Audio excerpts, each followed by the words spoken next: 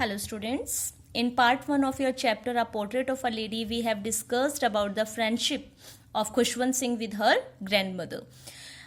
Just go through the part 1 if you are not remembering what we have discussed in that. So let's continue from here. As the years rolled by, we saw less of each other. When author's family was shifted to the city and they took author and grandmother also there, so what happened, the author joined a new English school. So now what is the problem? As the years rolled by, we saw less of each other. जैसे जैसे years बढ़ते गए हम एक दूसरे को कम देखते. For some time she continue to wake me up and get me ready for school. कहते कुछ टाइम के लिए जो ग्रैंड मदर है उन्होंने अपना वही रूटीन रखा, वो मुझे सुबह स्कूल के लिए उठाती और मुझे स्कूल के लिए रेडी करती. When I came back she would ask me what the teacher had taught me. और कहते कुछ टाइम तक तो ऐसा हमारा कंटिन्यू रहा कि जब मैं स्कूल से आता तो ग्रैंड मदर मुझे ये भी पूछा करती थी कि आज मैंने स्कूल में क्या पढ़ा.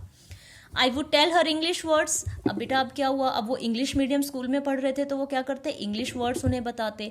And little things of western science and learning. और साइंस उन्होंने वहाँ पे पढ़नी शुरू की क्योंकि गांव के स्कूल में तो वो सिर्फ क्या करते थे, स्क्रिप्चर्स पढ़ते थे. तो ये सारी चीज़ें ग्रैंड मदर के लिए काफ़ी वियर्ड थी. The law of gravity, Archimedes ये एक राइटर का नाम है, principle, the world being round etcetera. और ये सारी साइंटिफिक बातें वो आके दादी को बताते. This made her unhappy. ये सुन के ग्रैंड मदर काफ़ी अनहैप्पी हो जाती क्योंकि ये सब कुछ उन्हें समझ में नहीं आता था. She good not help me with my lessons. कहते हैं वो मुझे मेरे लेसन्स में हेल्प नहीं कर पाती थी.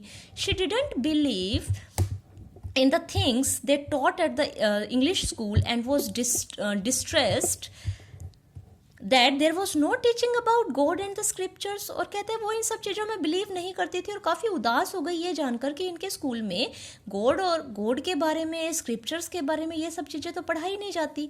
One day I announce that we were being given music lessons. और एक दिन मैंने अपनी ग्रैंड मदर को बताया कि हमें स्कूल में म्यूजिक भी पढ़ाया जा रहा है.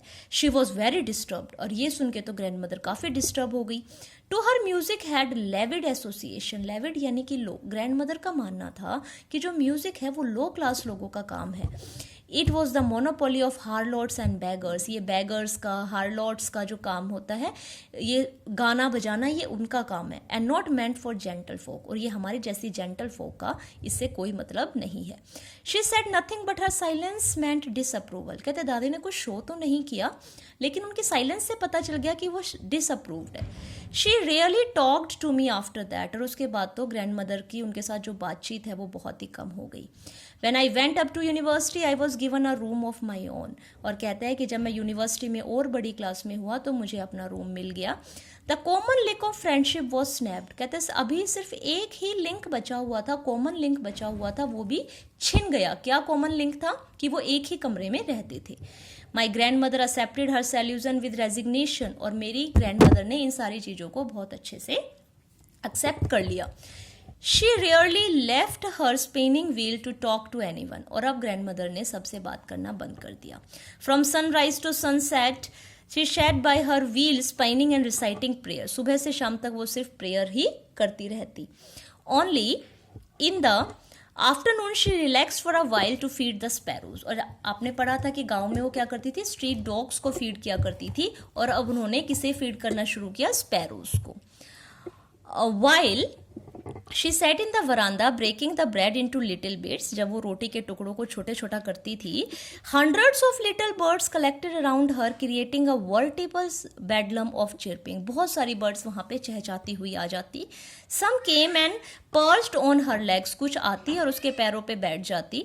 Others on her shoulders. और कुछ उसके शोल्डर पे बैठ जाती. Some even sat on her head. She smiled but never shooed them away. और कहते वो सिर्फ स्माइल करती और कभी भी उनको वहां से उड़ाती नहीं. It use to be the happiest half hour of the day for her. और ये उनका सबसे बेस्ट टाइम दिन का हुआ करता था. When I decided to go abroad for further studies. अब स्टोरी हमारी आगे कंटिन्यू होती है. हमारे खुशवंत सिंह जो है वो अब्रोड चले जाते हैं. I was sure my grand mother would be upset. और कहते हैं मैं श्योर था कि ये सुनकर मेरी ग्रैंड मदर को काफ़ी दुख होगा.